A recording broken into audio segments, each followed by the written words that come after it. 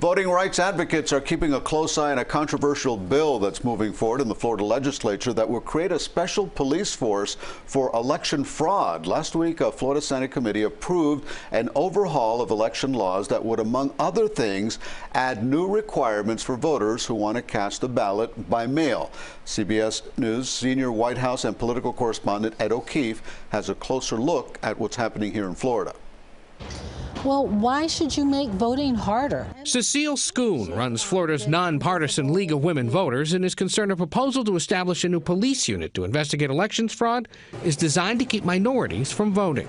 Bringing law enforcement and having them be around looking for problems, there is a concern and there is a fear, and there's that chilling factor that they're going to target Black people. Republican Governor Ron DeSantis first introduced the idea last year. This will facilitate the faithful enforcement of election laws and will provide Floridians with the confidence that their vote will matter. The current proposal stands at 25 investigators and officers across multiple departments. DeSantis and Florida Republicans are also pushing for new legislation that, among other things, adds even more ID requirements to absentee ballots. Florida's Republican Secretary of State Laurel Lee oversees elections. We're very confident that we hit a great intersection between making voting accessible and keeping voting secure. Well, if it's so easy, convenient, and safe, why do you need to make all these changes? Every election brings opportunities to look at what went well and what could be better. Alleged voter fraud has been rare in Florida since the 2020 elections.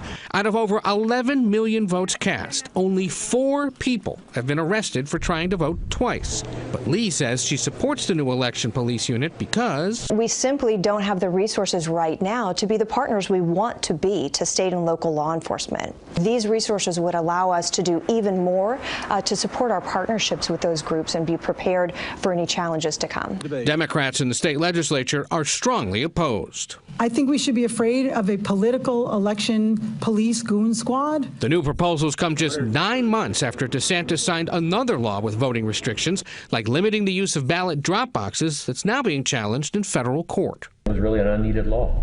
Leon County Election Supervisor Mark Early is set to testify this week. He's scrambling to keep up with all the changes. They can make the law, but we need to make sure the law works, and so that's really become a huge part of my job now. Early is worried all the changes will confuse voters and scare off employees and volunteers he needs to run elections. I think as it becomes too controversial and adversarial, it takes some of that special feeling that you're really part of a trusted cadre of folks working to make democracy work.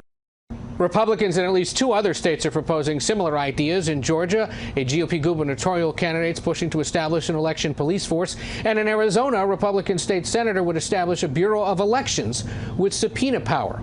All this as nearly 2/3 of Republican voters across the country believe there was fraud in the 2020 elections. Ed O'Keefe, CBS News, the White House.